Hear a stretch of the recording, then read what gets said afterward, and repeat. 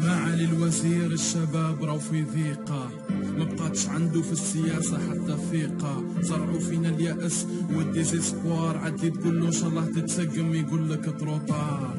شباب بالع ضايع واحد ما وسامع، اللي ولا طامع ما عادش فينا لي قانع.